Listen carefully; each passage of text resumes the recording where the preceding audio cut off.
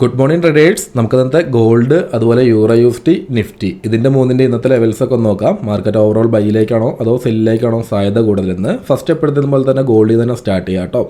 നമ്മൾ ഇന്നലെ മോർണിംഗ് നോക്കിയപ്പോൾ വീഡിയോ ചെയ്യാനുള്ള ലെവൽസോ കാര്യങ്ങളൊന്നും തന്നെ ഇല്ലായിരുന്നു. കാരണം മാർക്കറ്റ് ഇച്ചിരി ഒരു ഹൈലാണ് ഓപ്പൺ ചെയ്തത്. പിന്നെ ആകെ ഉണ്ടായിരുന്ന ഒരു സാധ്യത എന്ന് പറയുമ്പോൾ കൗണ്ടർ ടെന്നിലെ എൻട്രിക്കായിരുന്നു. ഇത് ഞാൻ കറക്റ്റായിട്ട് ഗ്രൂപ്പിലേക്കും കൊടുത്തിട്ടുണ്ടായിരുന്നു. ഇതിൽ നോക്കുകയാണെങ്കിൽ യൂറോ യുഎസ്ഡിയിൽ നോക്കുകയാണെങ്കിൽ കൗണ്ടർ ടെന്നിൻ്റെ സാധ്യതയായിരുന്നു. പിന്നെ യൂറോ യുഎസ്ഡിയിൽ ഫസ്റ്റ് ഒരു എൻട്രി കിട്ടിയില്ല. അതിനുശേഷം കുറച്ച് മുകളിൽ പോയിട്ടായിരുന്നു ഒരു എൻട്രി ഉണ്ടായിരുന്നത്. പക്ഷേ ഇവിടെ നിന്ന് വെച്ചാൽ ചെറിയൊരു മൈനർ ഇൻഡ്യൂസ്മെൻറ്റ് എടുത്തിട്ടുണ്ടായിരുന്നു. അതുകൊണ്ട് അത്ര നല്ലൊരു എൻട്രി എന്ന് പറയാനും പറ്റില്ല. അതുകൊണ്ട് തന്നെ ഞാൻ ഗ്രൂപ്പിലേക്ക് ഇട്ടിട്ടുമില്ലായിരുന്നു. ഇനി ഇന്നത്തെ ദിവസത്തെ സാധ്യതകളും നോക്കാം. ഇപ്പോൾ ഗോൾഡ് നോക്കുകയാണെങ്കിൽ എന്താണ്, നമുക്ക് ഇന്നലെ കിട്ടിയ ഒരു എൻട്രി അല്ലാതെ പിന്നെ മറ്റൊരു എൻട്രി കാര്യങ്ങളൊന്നും കിട്ടിയില്ല. പിന്നെ മാർക്കറ്റ് വന്ന് നമ്മുടെ ബയ്യിങ് സോൺ മേജർ ട്രെൻഡിലെ ബയ്യിങ് സോണിലേക്ക് ഒന്ന് ടച്ച് ചെയ്താണെങ്കിലും നൈറ്റ് ആയിരുന്നു. അപ്പോൾ നമുക്ക് അവിടെ എൻട്രി ഇല്ല.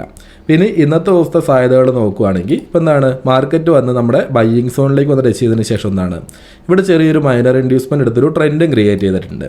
ഇവിടെ നിന്ന് നോക്കുകയാണെങ്കിൽ നമുക്ക് ഇനിയിപ്പോൾ ബയ്യിങ് സോണിലേക്ക് വന്നു, ഈ ഒരു ലോയിന് ബ്രേക്ക് ചെയ്ത പ്രൈസ് ഇനി മുകളിലോട്ടാണ് പോകുന്നതെന്നുണ്ടെങ്കിൽ നമുക്ക് ഇവിടുന്ന് മൈനർ ട്രെൻഡിലെ എൻട്രീസ് നോക്കി പോകാനായിട്ട് പറ്റും ഗോൾഡിൽ. ഇനി ഇതിന് ശേഷം മുകളിലോട്ട് വരുന്ന ഓരോ ഇൻഡ്യൂസ്മെൻറ്റും മാർക്ക് ചെയ്തിട്ട് ഇൻഡ്യൂസ്മെൻറ്റ് ബയ്യിങ് സോണൊക്കെ മാർക്ക് ചെയ്തിട്ട് അതിലേക്ക് വന്ന് കൺഫർമേഷൻ കിട്ടുവാണെങ്കിൽ നമുക്ക് ബൈയിലേക്ക് തന്നെ നോക്കി പോകാനായിട്ട് പറ്റും. ഇതാണ് ഫസ്റ്റത്തെ ഒരു സാധ്യത എന്ന് പറയുന്നത്. ഇപ്പോൾ ഗോൾഡിൽ ഇവിടെ ഒരു ട്രെൻഡും കാര്യങ്ങളും ക്രിയേറ്റ് ആയതുകൊണ്ട് തന്നെ. ഇനി ഇവിടെ നമുക്ക് മറ്റ് ട്രേഡോ കാര്യങ്ങളോ ഒന്നും തന്നില്ല. മാർക്കറ്റ് ഇതിന് ശേഷം ലോയിലോട്ടാണ് വരുന്നതെന്നുണ്ടെങ്കിൽ നമുക്ക് ഈ തൊട്ട് താഴെ തന്നെ ആയിട്ടൊരു ബയ്യിങ് സോൺ കാണാനായിട്ട് പറ്റും. ഇതിലേക്ക് വന്നതിന് ശേഷവും എൻട്രീസ് നോക്കാനായിട്ട് പറ്റും കേട്ടോ. ഇവിടെ നോക്കുകയാണെങ്കിൽ നല്ലൊരു റേഞ്ച് എന്ന രീതിയിൽ ഇങ്ങനെ തട്ടിയാണ് നിൽക്കുന്നത്. അപ്പോൾ ഒരു ലിക്വിഡിറ്റി ആയിട്ട് അത് എന്തായാലും മാറും. അപ്പോൾ നമുക്ക് എന്താണ്, ഈ ഒരു ബയ്യിങ് സോണിൻ്റെ ഇവിടെ നിന്ന് ബ്രേക്ക് ചെയ്തിട്ട് താഴോട്ട് തൊട്ട് താഴത്തെ ബയ്യിങ് സോണിലാണ് എൻട്രി കിട്ടുന്നതെന്നുണ്ടെങ്കിൽ ഇവിടുന്ന് ഗോൾഡിൽ നല്ലൊരു എൻട്രിക്ക് സാധ്യതയുണ്ട് കേട്ടോ. ഈ സാധ്യത മാത്രമേ ഇപ്പോൾ ഇതിനകത്ത് കാണുന്നുള്ളൂ. ഇപ്പോൾ ഈ ഒരു ട്രെൻഡിൽ സെല്ലോ കാര്യങ്ങളൊന്നും നോക്കാനായിട്ട് പറ്റുമില്ല കേട്ടോ. നമുക്ക് ബൈയിലേക്ക് തന്നെയാണ് നോക്കി പോകാനായിട്ട് വരുന്നത്. അപ്പോൾ അതിലെ ഫസ്റ്റത്തെ സാധ്യതയാണ് ഗോൾഡിൽ പറഞ്ഞത്. ഒന്നെങ്കിൽ ഇവിടുന്ന് ഒരു മൈനർ ഇൻഡ്യൂസ്മെൻറ്റ് കിട്ടുവാണെങ്കിൽ നമുക്ക് മൈനർ ട്രെൻഡ് നോക്കി എൻട്രീസ് എടുത്ത് പോകാനായിട്ട് പറ്റും. ഇത് ഫെയിൽ ആകുവാണെങ്കിൽ ഓയിൽ ലിക്വിഡിറ്റി എല്ലാം എടുത്തിട്ട് മാർക്കറ്റ് തൊട്ട് താഴത്തെ ബയ്യിങ് സോണിലേക്കാണ് വരുന്നതെന്നുണ്ടെങ്കിൽ നമുക്ക് ഇവിടുന്ന് തന്നെ 1 മിനിറ്റിലെ കൺഫർമേഷൻ നോക്കി ഒരു എൻട്രിക്ക് നോക്കാനായിട്ട് പറ്റും. ഇനി ഇവിടുന്ന് ഇതിലേക്ക് വന്നതിന് ശേഷം എന്താണ് 1 മിനിറ്റിൽ നമുക്കൊരു എൻട്രി കിട്ടി.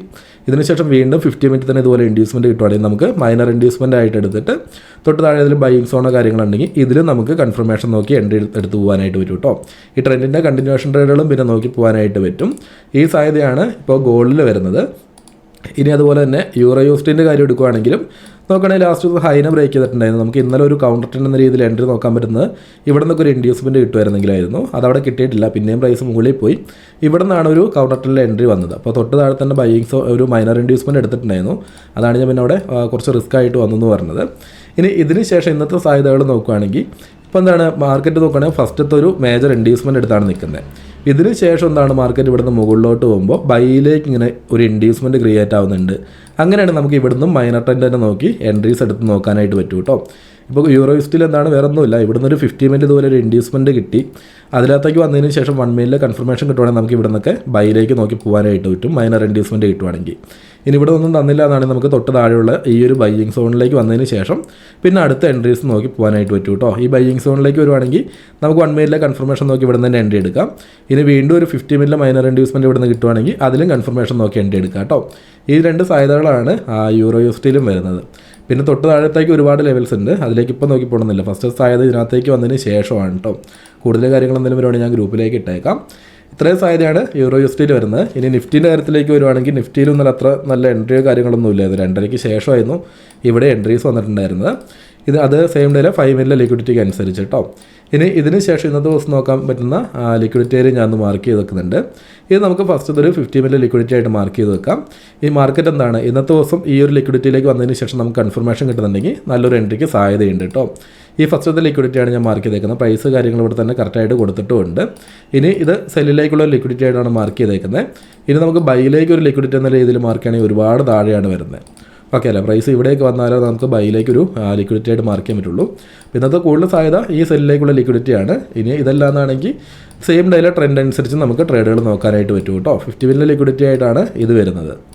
ഓക്കെ അല്ലേ. ഇനി ഇന്നത്തെ ദിവസം ഇത്രയും സാധ്യതകളൊക്കെ ഉള്ളൂ. ഇപ്പോൾ ഗോൾഡ് നോക്കുകയാണെങ്കിൽ ഒരു മൈനർ ട്രെൻഡ്, ഫസ്റ്റ് ഒരു മൈനർ ട്രെൻഡിൽ എൻട്രിക്ക് സാധ്യതയുണ്ട്.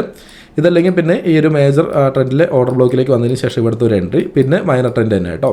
ഓവറോൾ ബൈയിലേക്ക് തന്നെയാണ് നമുക്ക് ഇവിടെ നിന്നെല്ലാം നോക്കി പോകാനായിട്ട് വരുന്നത്. ഇത്രയും സാധ്യതകളേ ഉള്ളൂ. കൂടുതൽ കാര്യങ്ങൾ വരുന്നുണ്ട് ഞാൻ ഗ്രൂപ്പിലേക്ക് അറിയിക്കാം. അപ്പോൾ ഇന്നത്തെ വീഡിയോ നിങ്ങൾക്ക് യൂസ്ഫുൾ ആയിട്ടുണ്ടെങ്കിൽ തീർച്ചയായിട്ടും വീഡിയോയ്ക്ക് ലൈക്ക് ചെയ്തതുപോലെ നിങ്ങളുടെ ട്രേഡിലെ ഫ്രണ്ട്സിനെ അല്ലെങ്കിൽ ഷെയർ എത്തിക്കാനും ശ്രമിക്കുക. നമുക്ക് ഇന്നത്തെ വീഡിയോ നിർത്തിയിട്ട് അടുത്തൊരു വീഡിയോയിൽ വീണ്ടും കാണാം കേട്ടോ.